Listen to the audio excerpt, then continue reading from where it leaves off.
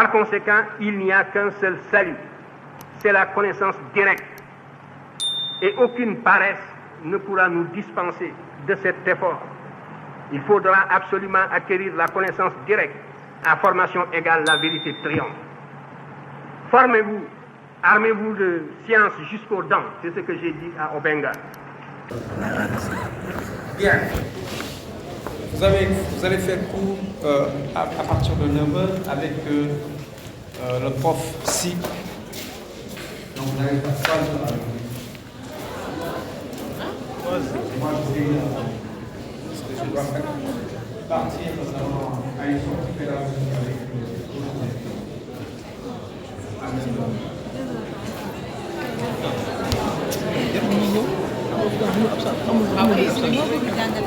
kii sama xam ab sama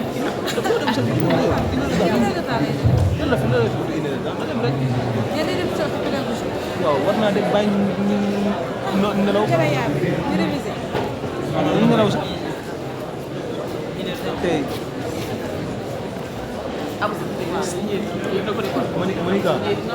Monica déedéet dinañ am problème fii madame ma indi la pile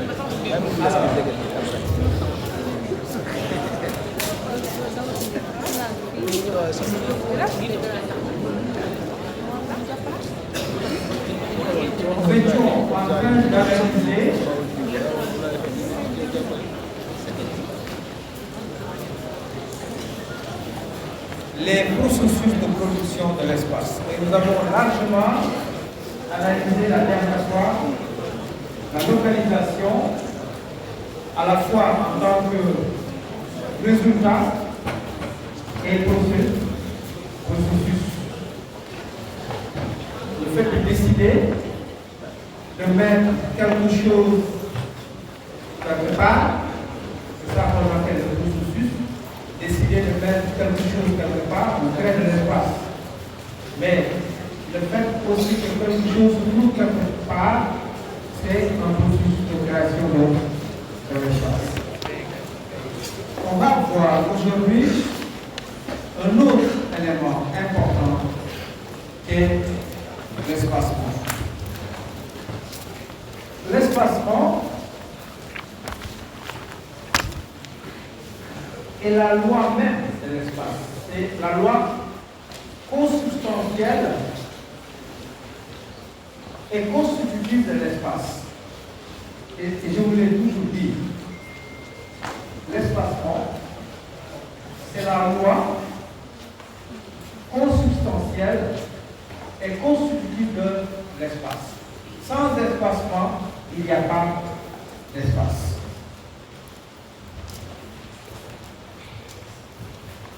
Quand on vous demande, mais quelles sont les lois de production de l'espace, ne cherchez pas à venir à trouver. La première loi, c'est l'espace.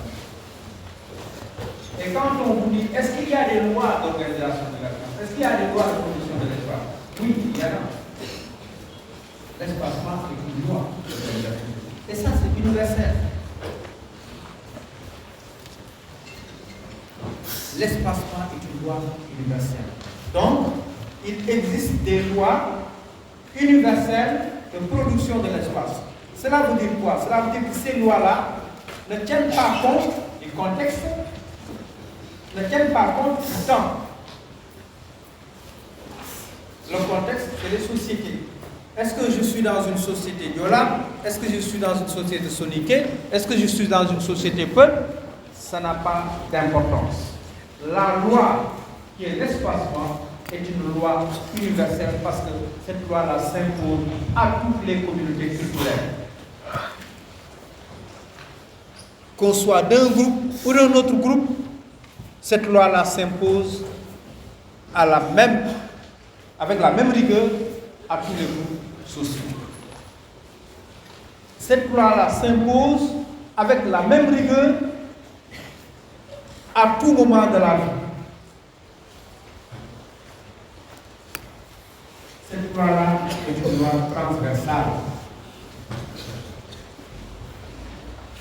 est une loi transcendantale, c'est une loi transversale, c'est une loi transcendantale, c'est une loi universelle.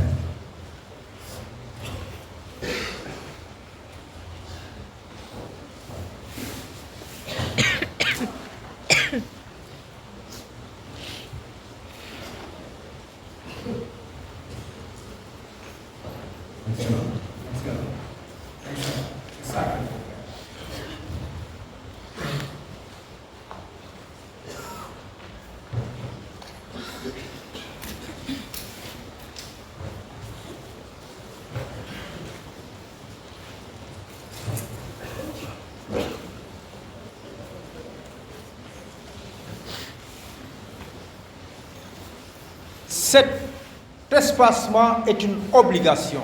Une société ne peut pas exister sans espacement. Un espace ne peut pas exister sans espacement. Un arrangement ne peut pas exister sans espacement. Une disposition ne peut pas exister sans espacement. L'espacement, c'est la condition d'existence de l'espace lui-même. Sans espacement, il n'y a pas d'espace. Parce que l'espace, c'est un déploiement de lieux. L'espace, c'est un ensemble de lieux. Un lieu, 2 lieux, 3 lieux, 4 lieux, 5 lieux, 6 lieux, 7 lieux. L'espace, c'est un ensemble de lieux. Mais regardez les lieux.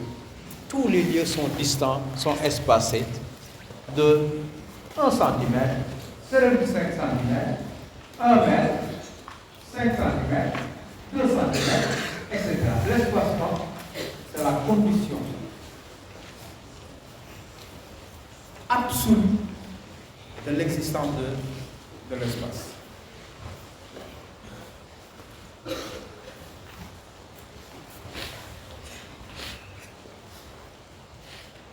Et c'est ça qui est intéressant pour nous géographes, parce que c'est ça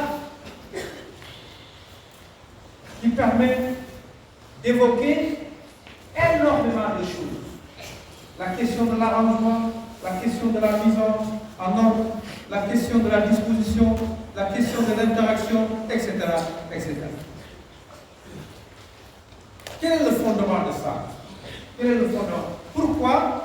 Pourquoi l'espacement est la loi universelle d'organisation de l'espace? Ça part de 2 hypothèses. 2 hypothèses. La première hypothèse, c'est que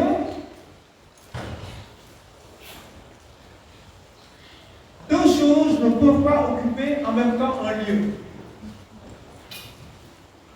C'est la première hypothèse et c'est la première vérité en réalité. Ce n'est même pas une hypothèse, c'est la vérité. La vérité, c'est que deux choses ne peuvent pas occuper en même temps un lieu.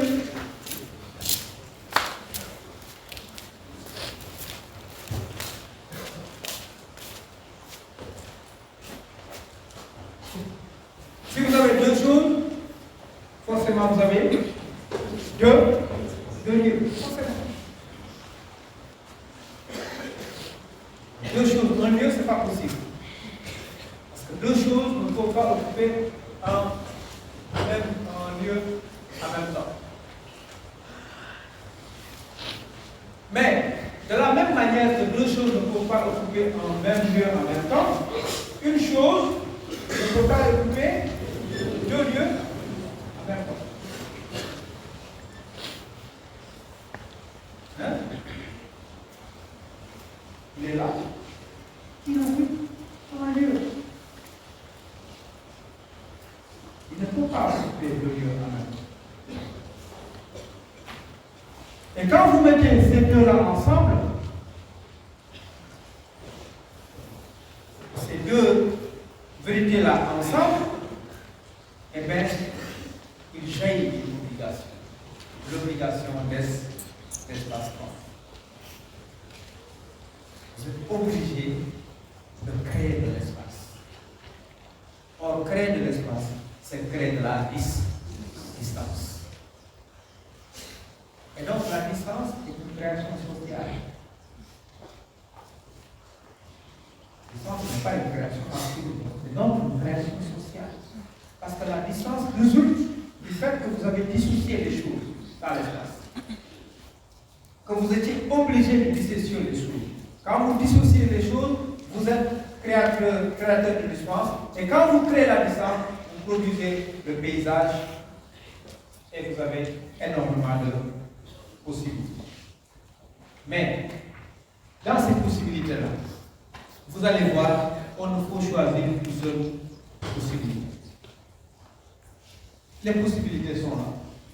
On vous dit qu'il y a deux réalités incontournables.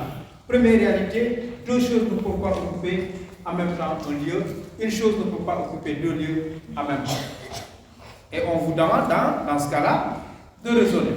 Vous dites, d'accord, mais comme deux choses ne peuvent pas occuper en même temps un lieu et une chose ne peut pas occuper deux lieux en même temps, je peux faire ceci, je peux mettre les choses côte à côte. Ok? On met les choses côte à côte. On met les choses côte à côte. Alors, ça peut marcher. Mettez les maisons côte à côte. Dans un quartier. Prenez les maisons, vous les accolez les unes avec les autres. Prenez les villes du Sénégal, vous les mettez les unes avec les autres. Ça veut dire que Tamba va venir ici, Saint-Louis va venir ici, Thiès va venir ici. Vous allez coller toutes les villes du Sénégal à Dakar. Vous allez voir si vous allez avoir un Sénégal. Vous n'aurez pas de Sénégal.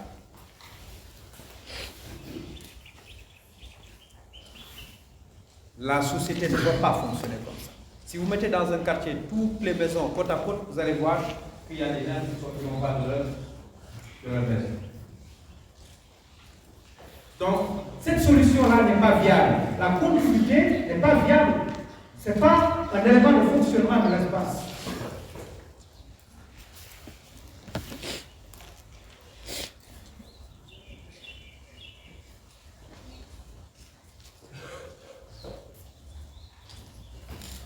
La troisième solution n'est pas non plus viable. La substitution. Parce qu'on a dit que deux personnes ne peuvent pas occuper un lieu en même temps, ou une personne ne peut pas occuper deux lieux en même temps, on fait la substitution. Ça non plus, ce n'est pas viable.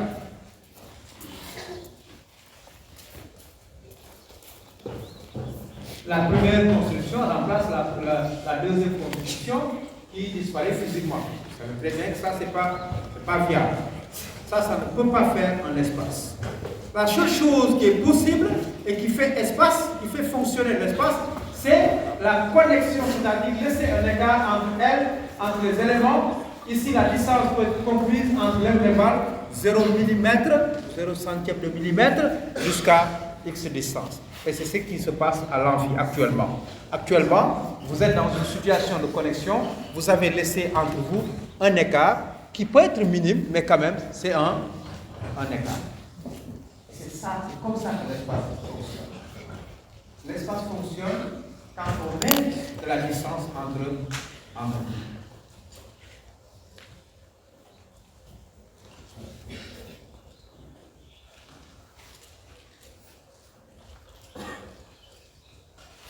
Les choses ne peuvent pas, donc, pour qu'il y ait espace, les choses ne peuvent pas être côte à côte, c'est-à-dire conduites. Pour qu'il y ait espace, les choses ne peuvent pas se substituer les unes des autres. Pour qu'il y ait espace, il faut simplement qu'il y ait de l'écart, de l'intervalle, de la distance.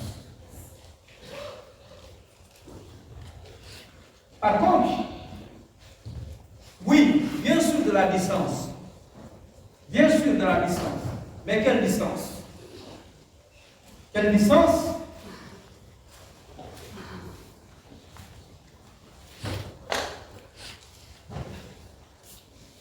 Claude Gralland, c'est un géographe, il fait de la modélisation. J'ai emprunté ce schéma-là de ses travaux. Claude Gralland a simulé justement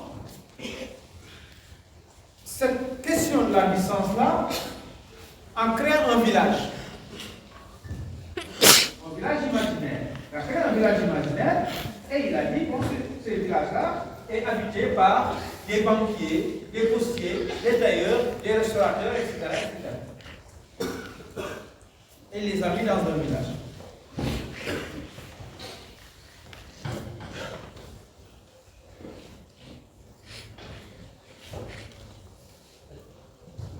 Il a disposé ces corps de métier-là un peu partout dans le village. Donc, effectivement, il a vu de la distance. Et donc, il a créé un espace.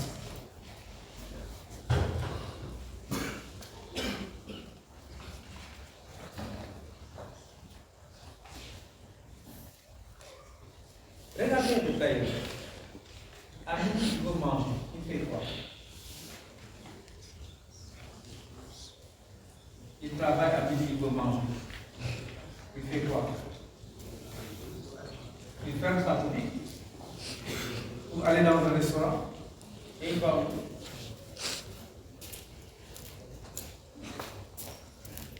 Il fait quoi? Il traverse le chemin. Regardez le chemin. Il traverse la ville. D'accord? Pour aller manger.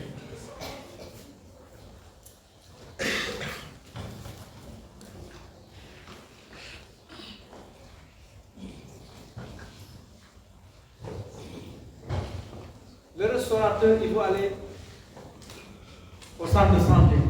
Même chose.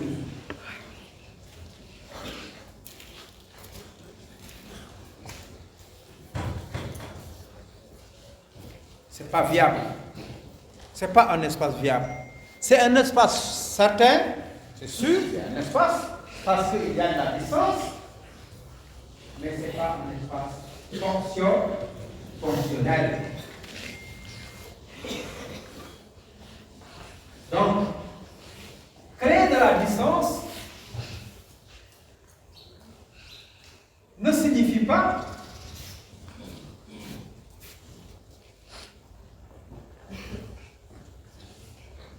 rendre l'espace non fonctionnel.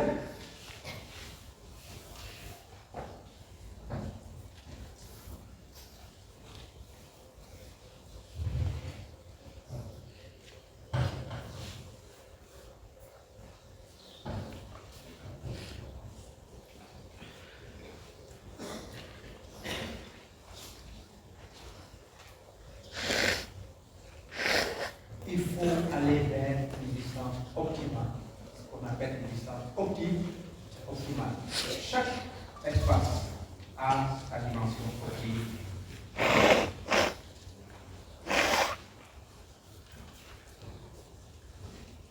Si vous ne créez pas la distance optimale, votre société, votre espace ne fonctionne pas.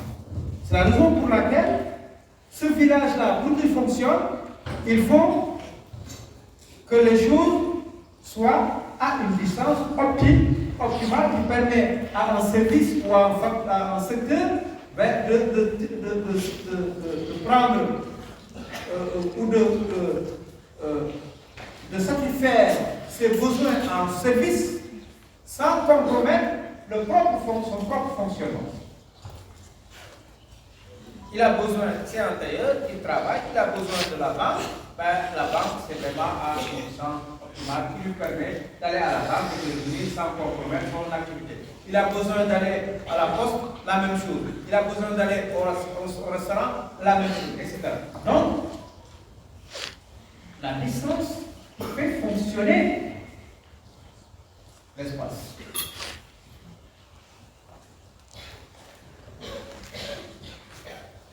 Donc, ce qu'il faut pour qu'un espace fonctionne, c'est à la fois de la distance, mais aussi de la non-distance.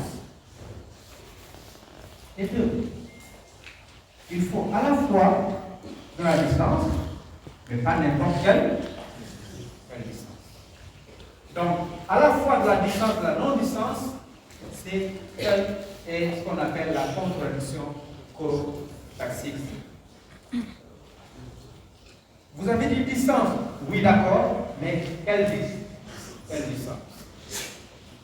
Il faut une distance raisonnable, il faut une distance optimale, il faut une distance fonctionnel. Sinon, ça ne marche pas. Oui.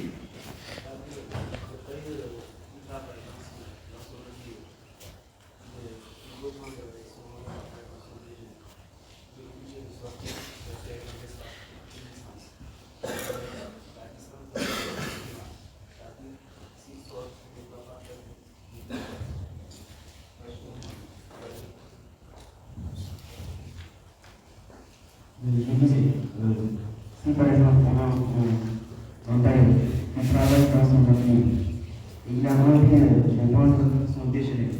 Donc il est obligé de sortir de son atelier pour pouvoir créer un espace, pour se rendre à un lieu T.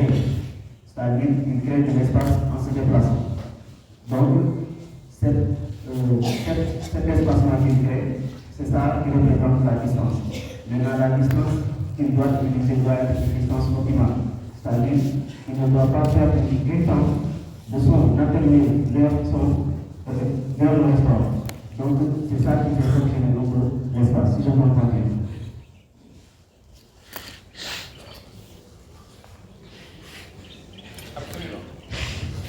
Absolument. En fait, il y a deux choses. Je ne veux pas à la société. N'est-ce pas? Pour qu'il y ait société. Pour qu'il y ait société, il faut la distance. Pour que la société fonctionne, il faut qu'il y ait la distance. Sinon, ça fonctionne. Je vous ai donné l'exemple des habitations. Mettez toutes les habitations côte à côte, vous allez voir si ça va fonctionner. Ça ne va pas fonctionner. Donc, pour qu'il y ait société, il faut qu'il y ait de la distance. Il faut qu'il y ait de la séparation. Et justement, pour qu'il y ait société, il faut qu'il y ait aussi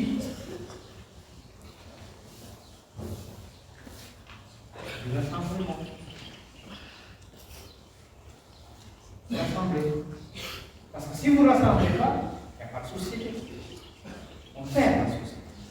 Ça nous renvoie à ce que la dernière fois on a dit. Vous vous rappelez quand on a dit ce qui crée l'espace, la différenciation dans l'espace, c'est les discontinuités. Quand il y a discontinuité, il y a spécialisation. Les mêmes groupes peuvent se spécialiser, être autonomes, être différents les uns des autres, parce que ces groupes-là sont isolés par une barrière physique. Je vous ai parlé de l'Himalaya, par exemple. Je vous ai parlé du Sahara. Le Sahara qui a fait que le Maghreb est complètement différent de l'Afrique au sud du Sahara. Donc, quand il y a distance, mais il n'y a pas de société. Et quand il n'y a pas de distance, il n'y a pas de société. Donc les deux. Quand il y a distance, il n'y a pas de société. Quand il n'y a pas de distance, il n'y a pas de société. Et deux. Vous êtes obligé donc de trouver la distance et la non-distance. C'est pourquoi j'ai dit l'acte social de séparer contient l'acte social de rassembler. Vous devrez séparer.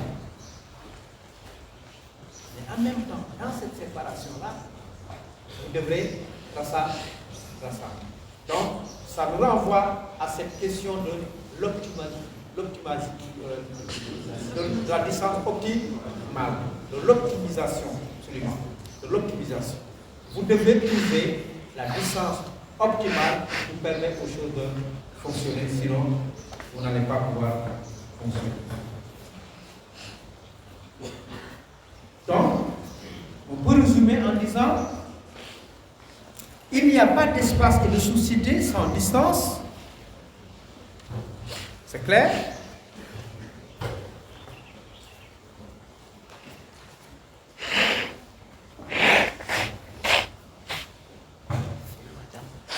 Mais la non-distance crée également l'espace et la société.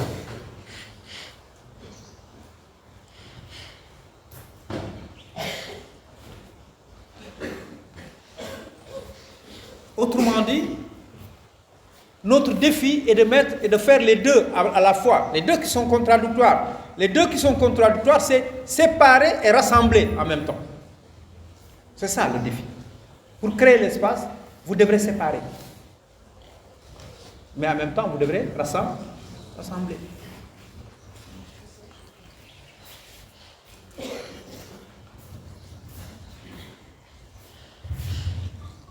Je veux savoir, c'est pas que le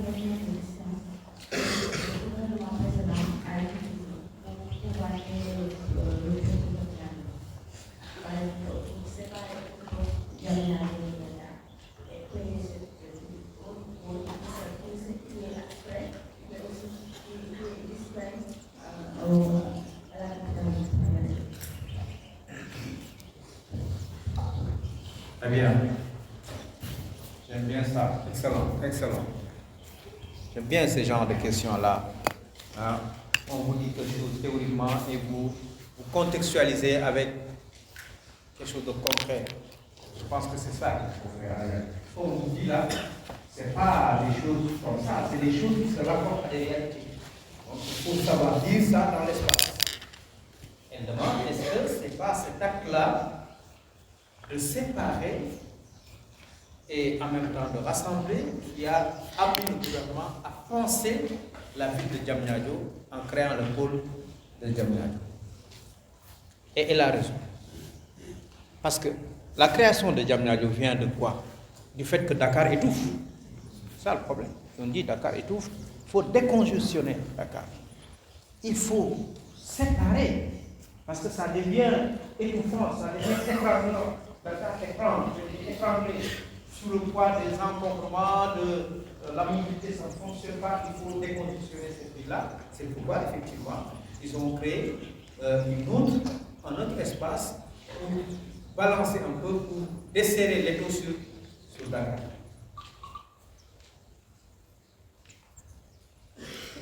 Mais malheureusement, ce n'est pas bien réfléchi. Parce que la distance qui a été utilisée, pour séparer est trop courte. Trop courte. Vous avez vu maintenant, c'est presque, Diamniadio est presque à Dakar. Hein? Alors que Diamniadio n'a même pas commencé à fonctionner. C'est-à-dire qu'on est au début de Diamniadio. Diamniadio n'a pas encore sa puissance. Diamniadio ne s'est pas encore déployé comme une ville, non. Mais à ses débuts, là, il y a seulement quelques étages, etc. Quelques immeubles, le gouvernement, etc. Mais Diamniadio est déjà envahi par Dakar. Dakar est en train d'enjamber Diamniadio. Donc cette ville-là, il ne fallait pas créer ça juste là. Il fallait créer cette ville-là loin, à l'intérieur du pays. Certains géographes, je ne sais pas si vous avez cours avec M. Parsaro. Non? Parsaro?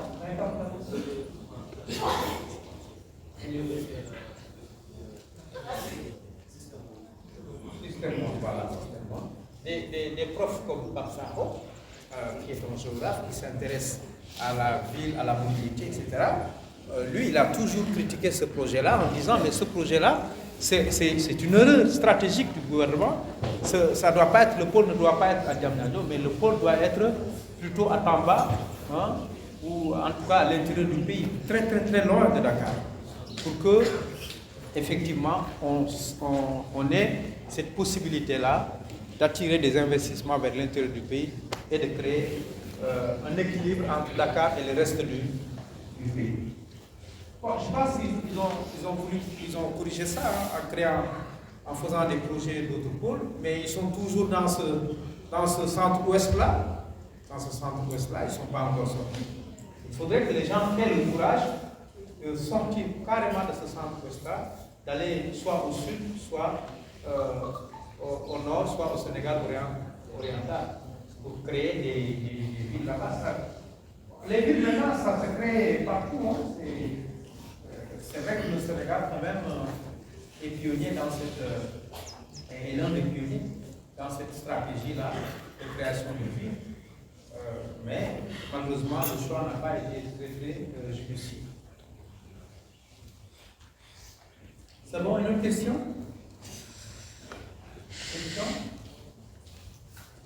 Ok. Donc, voilà. qui est une obligation, c'est ce qu'on va définir. Maintenant, il y a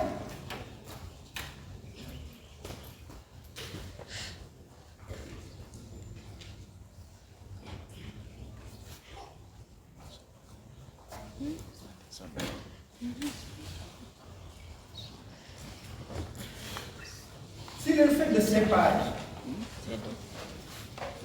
est une obligation qui s'impose à nous, le fait de séparer c'est une obligation,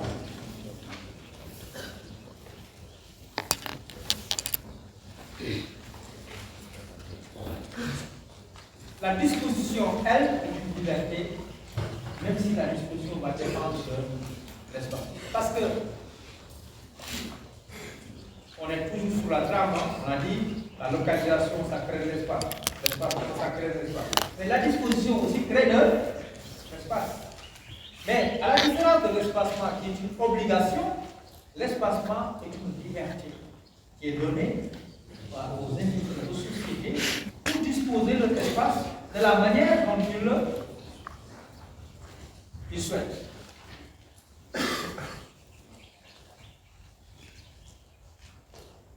Mais il y a des contraintes.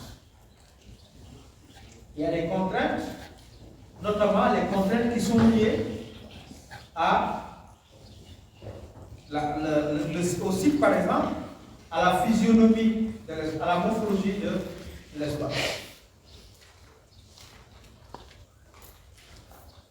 Il est vrai. Mais même quand on a la même physionomie, les sociétés disposent de l'espace en fonction de leurs compétences matérielles ou de leurs ressources matérielles, en fonction de leur technologie et en fonction de leur idéologie. Les gens ne disposent pas, n'agissent pas de la même manière en fonction de leur niveau technique, de leur niveau culturel et de leur niveau économique.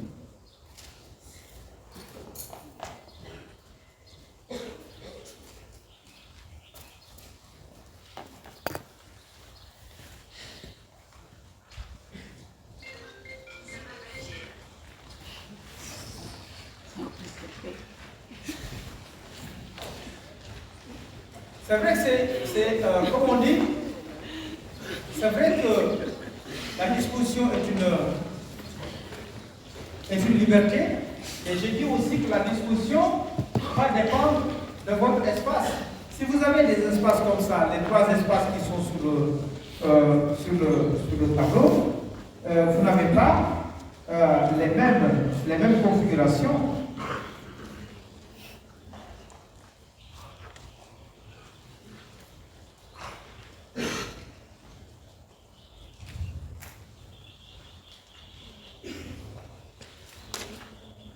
Donc la discussion peut être une liberté, mais cette liberté-là est encadrée, parce que cette liberté-là dépend de la configuration de l'espace, hein, dépend en fait des contraintes qui sont liées justement à votre site ou à votre espace. Regardez ce qui se trouve au tableau. On vous demande de placer les villes dans trois espaces différents. On vous donne trois espaces différents. Un espace sous forme de carré, un espace sous forme de rectangle, d'une largeur 1 km. Ça, l'autre A, c'est une plaine homogène. C'est une plaine homogène, il n'y a rien. C'est une surface lisse. On vous demande de disposer là-bas vos villes. Là-bas, c'est une vallée, mais la largeur de la vallée, c'est 9 km. On vous demande de disposer vos villes là-bas. Et vous avez aussi une autre vallée, plus étroite, qui a une largeur de 1 km. Et on vous demande de disposer vos villes là-bas. Donc, vous avez 7 villes au total, et on vous demande de disposer votre ville là-bas, vos villes. D'accord ?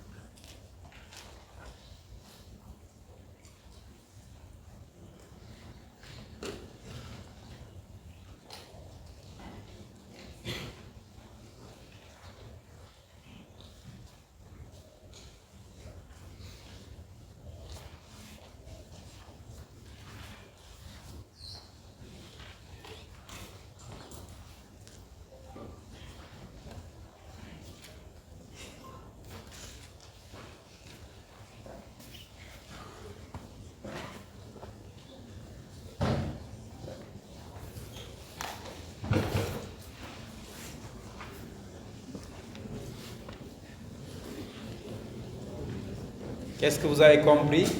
Comment vous allez interpréter?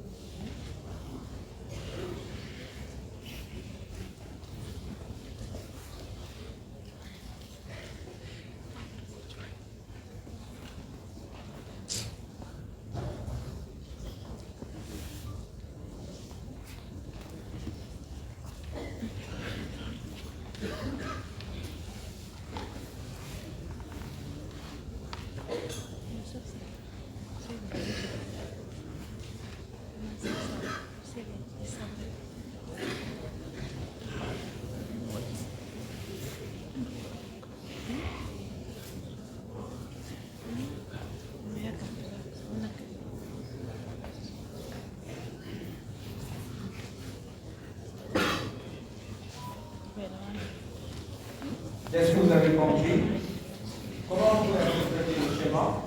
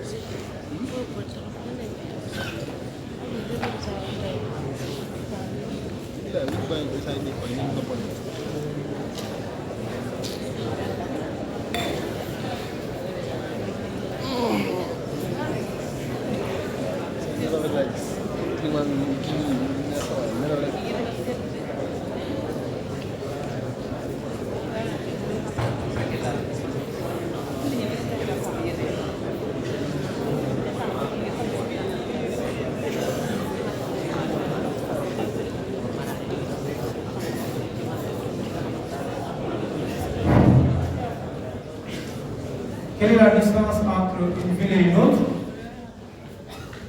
Quelle est la distance entre une ville et une autre? Entre deux villes, quelle est la distance entre deux villes? Hein? C'est 10 km. C'est dans l'échelle énorme. C'est 10 km. Au niveau de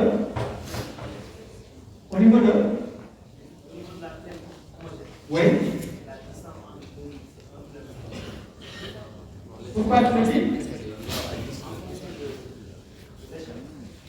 Oui. Au niveau de la plaine homogène, c'est 1 km. 1 km comme distance. 20 km. Au niveau de la vallée de largeur de l'os, kilomètre, c'est combien? Qui passe là? C'est 100 km. Non, la distance, elle est constante, elle est inscrite dans le. C'est pas 1 km. La distance, c'est 10. C'est 10 km, c'est là-bas. Hein? Donc, la distance entre deux villes, c'est 10 km. Ça ne change pas. C'est ça que l'échelle a donné, c'est ça qu'on va considérer. D'accord? Mais comment vous allez interpréter cette disposition? Moi, c'est ce qui m'intéresse. Comment est-ce que vous allez interpréter la disposition? Qu'est-ce que vous pouvez en tirer comme information? Vous pouvez étudier dans la planification de vos activités. Admettons que vous avez des activités commerciales, ou alors vous avez des activités de service public. Vous avez par exemple une ambulance. devrait gérer l'ambulance. Oui? Mais interprétez la topographie veut dire quoi?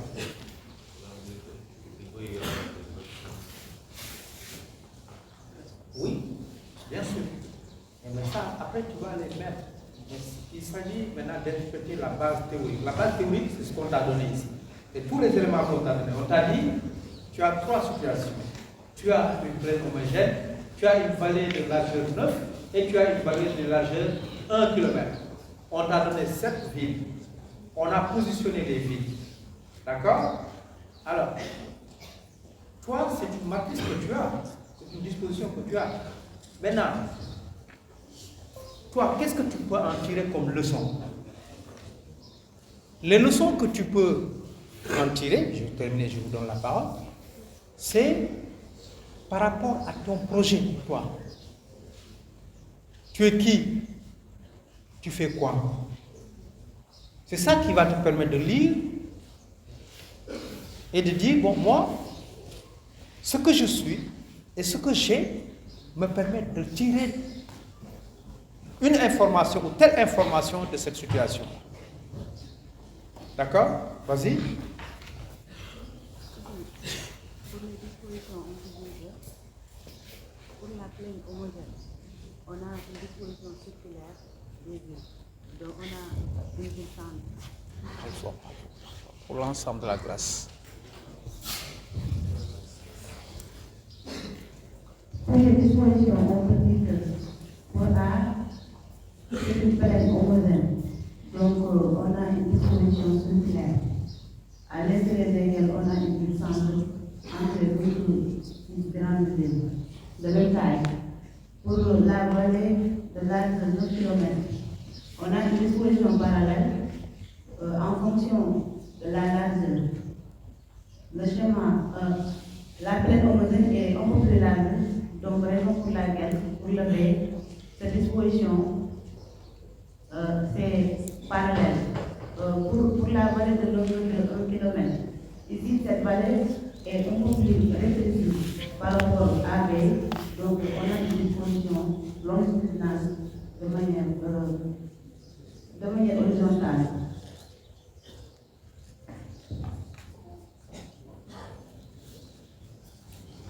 Ok. Toi, par exemple, quelle disposition choisirais-tu et pourquoi?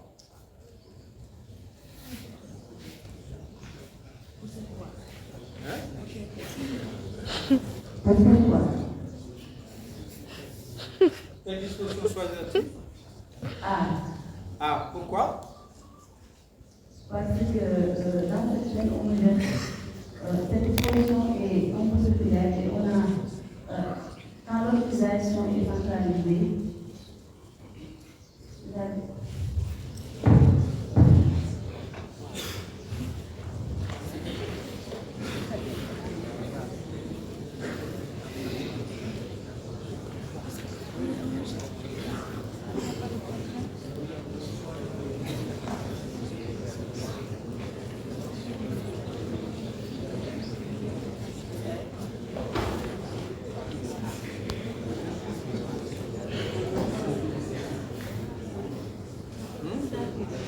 Allez-y.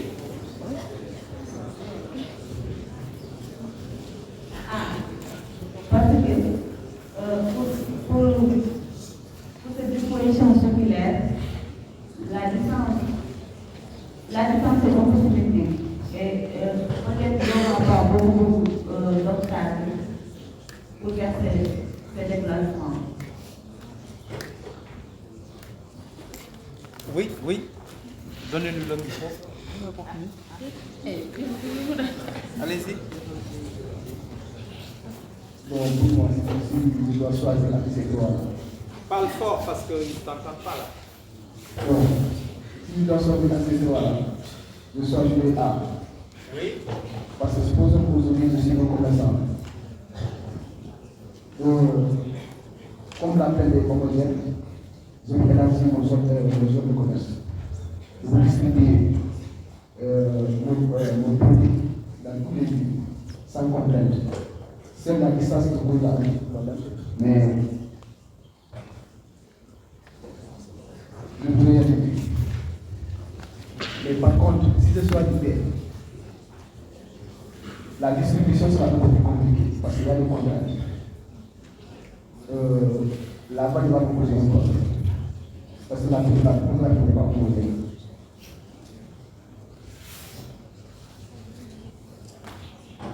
C'est aussi c'est la même chose.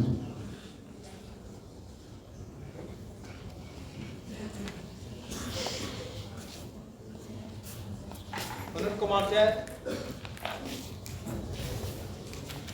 Je reviens à toi tout de suite.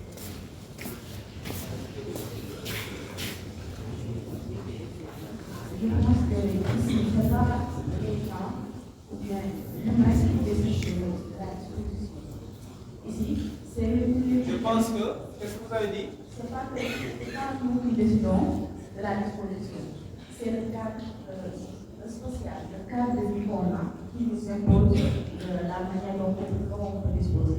Parce qu'on ne peut pas prendre, par exemple, la disposition qu'on a avec les hyper homogènes. On ne peut pas mettre ça lorsqu'on a une vallée, là, avec une largeur de 0.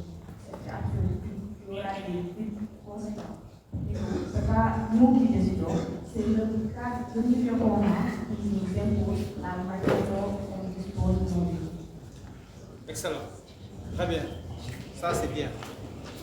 C'est bien dit et c'est ça la logique. En fait, la logique, c'est que vous avez la disposition, c'est une liberté, mais cette liberté-là est encadrée parce que les types d'espace, les dispositifs ne sont pas les mêmes, donc vous ne pouvez pas disposer de la même manière. Ça, c'est bien dit. Donc, dans ce premier, je pourrais dire que la disposition entre ces différentes idées est plus importante du fait qu'il y a une interaction. Mais aussi, la connexion est beaucoup plus importante aussi entre ces différentes idées par rapport aux autres. Alors, il y a quoi? Je dis la disposition des villes. La disposition des villes. Oui. Dans la population dans une pleine projet est beaucoup plus important du fait qu'il y a une interaction. Une interaction par rapport aux autres. C'est-à-dire qu'il y a une interaction. La disposition des villes.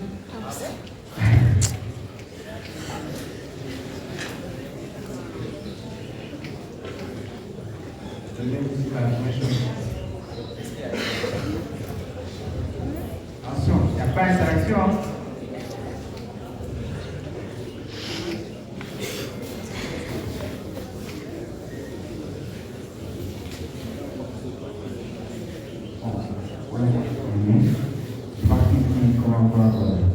Par rapport au cas d'espace, bon, ici la disposition dépend de l'espace en matière là. Bon, on a dit l'espace reste comme encore le primaire, parce que c'est l'espace A. Je me dis, l'espace A, comme encore est sous forme d'échelons, on peut dire d'échelons, donc ce qui montre qu'il y a une interaction entre les lignes. Par rapport au deuxième espace, donc les années, on a remarqué que plus l'espace est progressif, donc plus les villes sont alignées et ça crée une distance.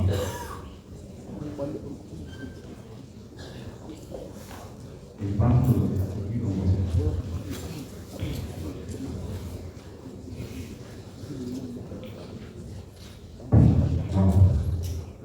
D'après on a constaté, à partir de A et B, on constate avec tous ces espaces qui nous imposent la manière dont on doit habiter.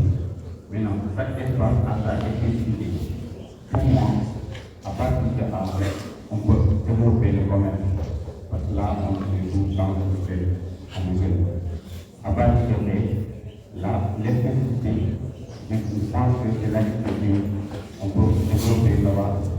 l'agriculture, mais aussi ne vont pas et on peut développer l'agriculture. À partir de ce qu'on développe, c'est là où on peut continuer à créer une population qui est spécifique à ce domaine.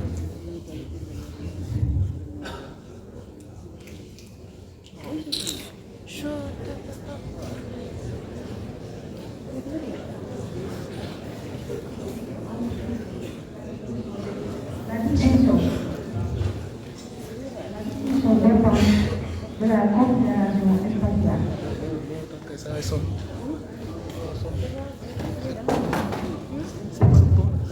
La disposition des prix dépend de la configuration spatiale de la population.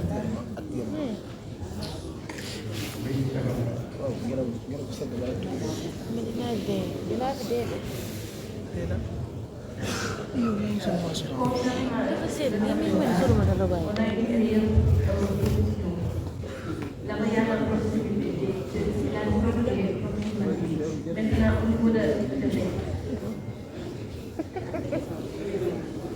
maintenant au niveau de tableau B, on a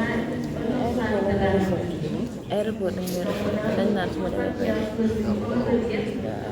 non xam nga man sama sinusite bi moom mooy sonal moo tax sa fait sama sinusite bi mooy tax man seddaay bi ma yëg yéen ñu leen ko yëg sama sinusite bi moo tax sinusite bi kii je sais pas comment t'expliquer dugal nga tamit si mooy tax man seddaay man ni may seetee yéen moo nekk ko seetee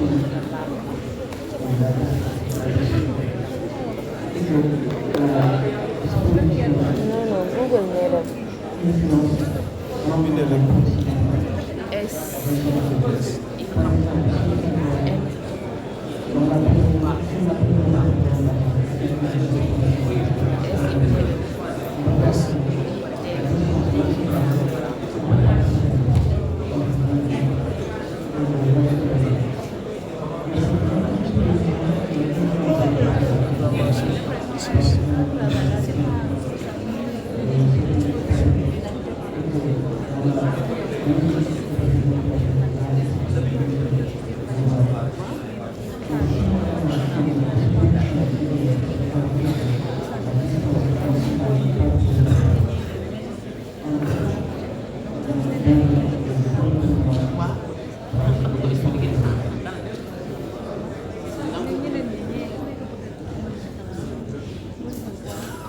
D'accord, je vous laisse le temps de réfléchir sur l'exercice et on va en parler la prochaine fois.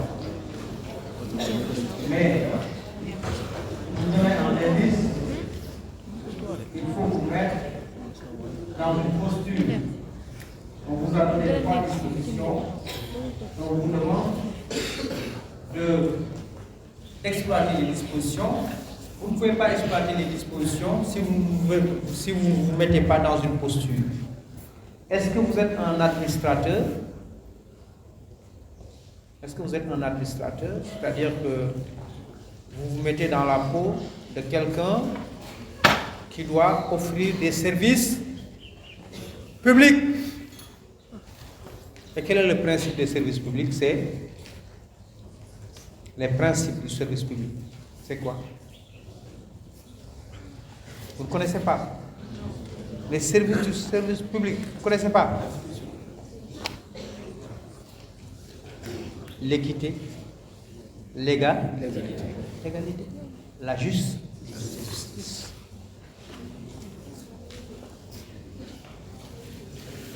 On ne peut pas discriminer. Je ne peux pas dire non, moi je n'enseigne pas, ceux qui sont là. Je n'enseigne que ceux qui sont là. Parce que je suis en train de faire un service public.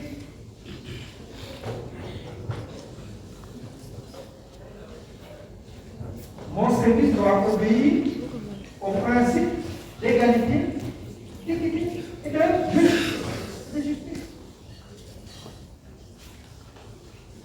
On ne va pas dire non, ces gens-là, de toute façon, ils auront 9, ils auront 0. Et ces gens-là, bon, eux, ils auront plus de 10. Non. Ça ne va fonctionner comme ça. quand on vient me voir dans mon bureau, je dis non, je prends en charge les besoins des questions de ces étudiants-là, je laisse les autres étudiants. On va fonctionner comme ça. Je ne suis pas chez moi. Je suis dans le service, dans l'espace public. Dans l'espace public, il y a des valeurs. Donc, si vous êtes un administrateur, on vous demande de gérer vos services publics à travers ces dispositions-là, vous devez nous expliquer pourquoi vous avez choisi une disposition et non une autre.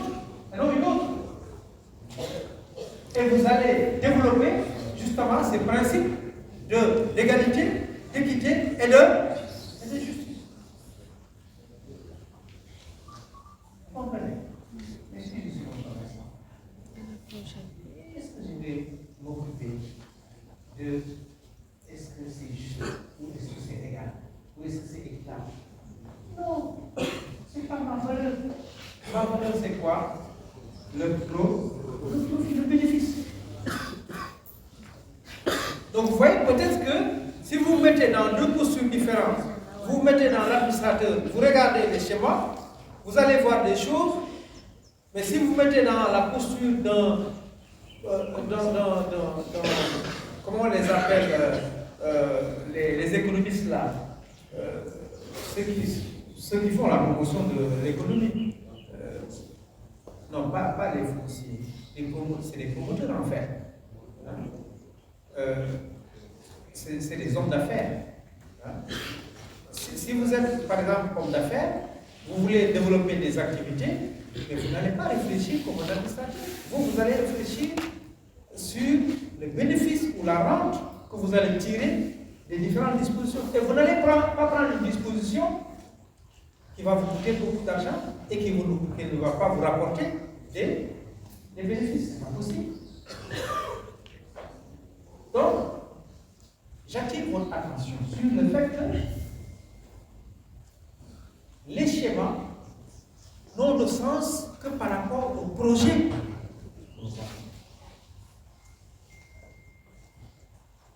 Les projets que nous avons, ce sont les projets-là qui vont donner du sens, qui vont nous permettre de commenter ou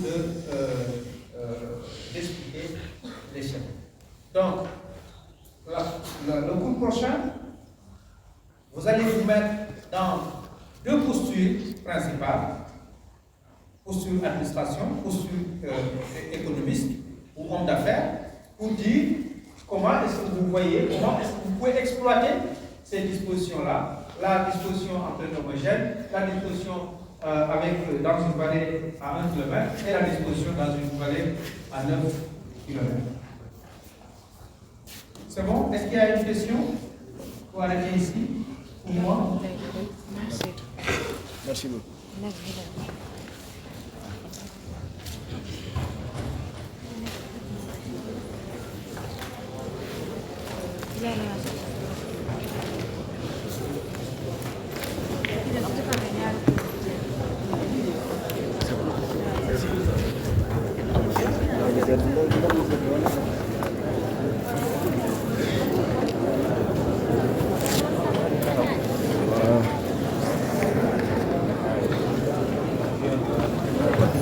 Ça dépend, après bon.